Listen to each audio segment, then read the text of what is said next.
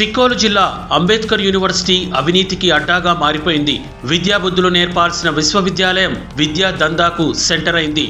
VC రజనీకి తెలియకుండానే ఇక్కడ చాలా జరిగిపోతున్నాయి. నిజంగానే ఆమెకు తెలియకుండానే జరుగుతున్నాయో లేక ఆమె కనుసనలోనే స్పెషల్ ఆఫీసర్ ఇదంతా చేస్తున్నారో అర్థం కాని పరిస్థితి. ఎందుకంటే Ambedkar university vice chancellor Rajani, కానీ ఇక్కడ ఆమె కంటే ఎక్కువగా స్పెషల్ ఆఫీసర్ చక్రం తిప్పుతున్నారు. స్పెషల్ ఆఫీసర్ గా వచ్చిన సామ్రాజ్యలక్ష్మి మాటకు ఇక్కడ తిరుగులేదు. అంతేందుకు మనం ఏదైనా పని మీద వీసీని కలవాలంటే ముందుగా స్పెషల్ ఆఫీసర్నే కలవాలి. పని పెద్దదైతే ఆమె చేతులు తడపాలి. అప్పుడు కానీ మనకు వీసీ అపాయింట్మెంట్ దొరకదు. అంతలా అవినీతి కంపు కొడుతోంది సిక్కోలు అంబేద్కర్ యూనివర్సిటీలో. లక్షల్లో జీతం తీసుకుంటూ పెత్తనం చేస్తున్నారు సామ్రాజ్యలక్ష్మి.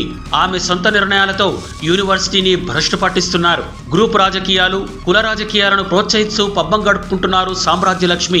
కీలక పదవులన్నీ ఒకే సామాజిక వర్గానికి కట్టబెట్టారనే విమర్శలు కూడా లేకపోలేదు. అంతలా అవినీతిని ప్రోత్సహిస్తున్నారు స్పెషల్ ఆఫీసర్ సామ్రాజ్యలక్ష్మి.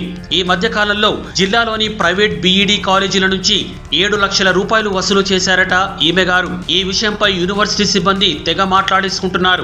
ఇక డిగ్రీ కాలేజీల నుంచి కూడా భారీగా వసూళ్లు చేస్తున్నారు. ఒక్కో డిగ్రీ కాలేజీ నుంచి 50,000కు తక్కువ కాకుండా కలెక్ట్ చేస్తున్నారు సామ్రాజ్యలక్ష్మి.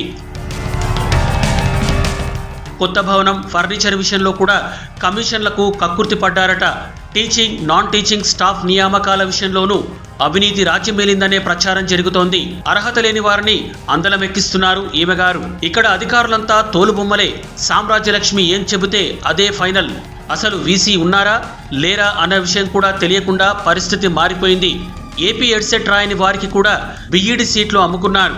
దీని వెనక స్పెషల్ ఆఫీసర్, వీసీ, రిజిస్ట్రార్లదే పాత్ర అని జోరుగా ప్రచారం జరుగుతోంది. ప్రచారమే కాదు, ఈ ఫోన్ పే ట్రాన్సాక్షన్లే అందుకు సాక్ష్యం కూడా. ఇదే విషయమై మహాప్రస్థానం వీసీని ప్రశ్నిస్తే మౌనమే ఆమె సమాధానమైంది. ఇప్పటికైనా ఉన్నతాధికారులు స్పందించి సామ్రాజ్యలక్ష్మి ఆట కట్టించాలి. లేదంటే విద్యార్థుల బంగారు భవిష్యత్ నాశనమవుతుందని విద్యార్థి సంఘాలు, ప్రజా సంఘాలు ఆందోళన వ్యక్తం చేస్తున్నాయి.